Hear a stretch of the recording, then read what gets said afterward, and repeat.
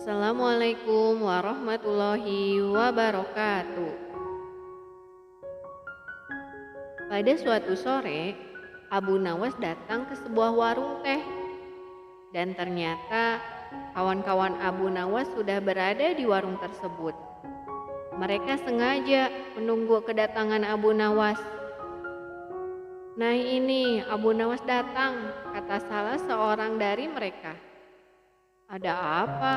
tanya Abu Nawas sambil memesan secangkir teh hangat. "Kami tahu engkau selalu bisa melepaskan diri dari perangkap-perangkap yang dirancang oleh Baginda Raja. Tetapi kami yakin kali ini engkau pasti dihukum Baginda Raja bila engkau berani melakukannya." Kawan-kawan Abu Nawas memulai percakapan. "Apa yang harus aku takutkan? Tidak ada yang perlu ditakuti kecuali kepada Allah Subhanahu wa Ta'ala," kata Abu Nawas menantang dengan tenang. "Selama ini belum pernah ada seorang pun di negeri ini yang berani memantati Baginda Raja. Bukankah begitu, hai Abu Nawas?" tanya salah satu kawan Abu Nawas. "Tentu saja tidak ada yang berani melakukannya. Karena itu adalah pelecehan yang amat besar. Hukumannya pasti dipancung," kata Abu Nawas. "Itulah yang ingin kami tahu darimu. Beranikah engkau melakukannya?" "Sudah kukatakan bahwa aku hanya takut kepada Allah Subhanahu wa Ta'ala saja. Sekarang, apa taruhannya bila aku bersedia melakukannya?" Abu Nawas bertanya. "100 keping uang emas." Di samping itu, Baginda harus tertawa. "Tak kalah engkau pantati," kata mereka. Abu Nawas pulang setelah menyanggupi tawaran yang amat berbahaya itu. Kawan-kawan Abu Nawas tidak yakin Abu Nawas sanggup membuat Baginda Raja tertawa, apalagi ketika dipantati. Kayaknya kali ini Abu Nawas harus berhadapan dengan Algojo pemenggal kepala. Minggu depan Baginda Raja akan mengadakan jamuan kenegaraan. Para menteri, pegawai istana, dan orang-orang dekat Baginda diundang, termasuk Abu Nawas.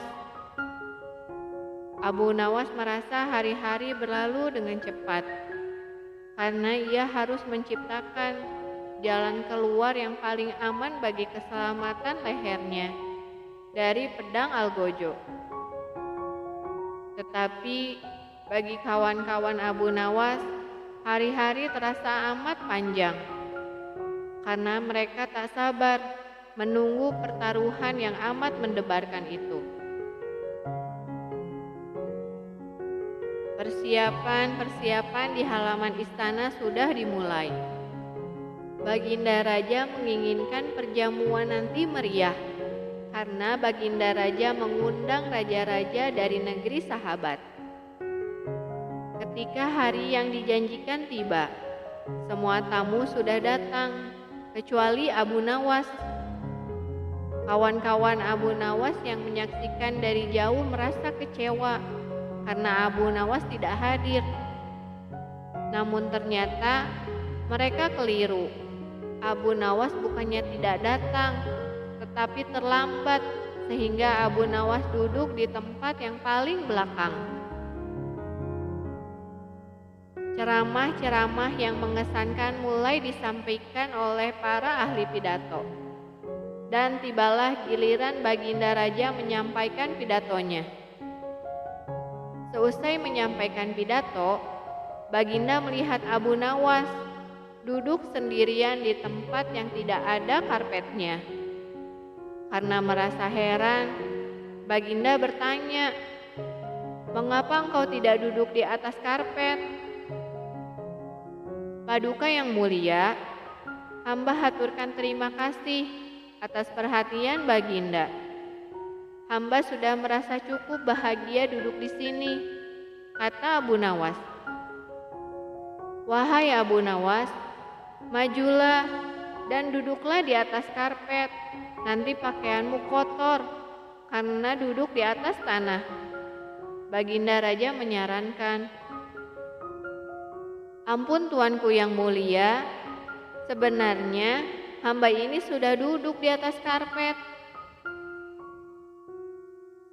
Baginda bingung mendengar pengakuan Abu Nawas. Karena Baginda melihat sendiri Abu Nawas duduk di atas lantai. Karpet yang mana yang engkau maksud, wahai Abu Nawas? Tanya Baginda masih bingung. Karpet hamba sendiri, tuanku yang mulia. Sekarang hamba selalu membawa karpet kemanapun hamba pergi, kata Abu Nawas seolah-olah menyimpan misteri. Tetapi sejak tadi aku belum melihat karpet yang engkau bawa, kata Baginda Raja bertambah bingung. Baiklah Baginda yang mulia, kalau memang ingin tahu, maka dengan senang hati hamba akan menunjukkan kepada Paduka yang mulia, kata Abu Nawas sambil maju ke depan. Setelah cukup dekat dengan Baginda, Abu Nawas berdiri, kemudian menunjukkan potongan karpet yang ditempelkan di bagian pantatnya. Abu Nawas kini seolah-olah memantati Baginda Raja. Melihat ada sepotong karpet menempel di pantat Abu Nawas, Baginda Raja pun tidak bisa membendung tawa, sehingga beliau terpingkal-pingkal diikuti oleh para undangan. Menyaksikan kejadian yang menggelikan itu, kawan-kawan Abu Nawas merasa kagum. Mereka harus rela melepas 100 keping uang emas untuk Abu Nawas. Itulah kisah Abu Nawas yang memenangkan taruhan yang mendebarkan bersama kawan-kawannya. Semoga kisah ini menghibur. Wassalamualaikum warahmatullahi wabarakatuh.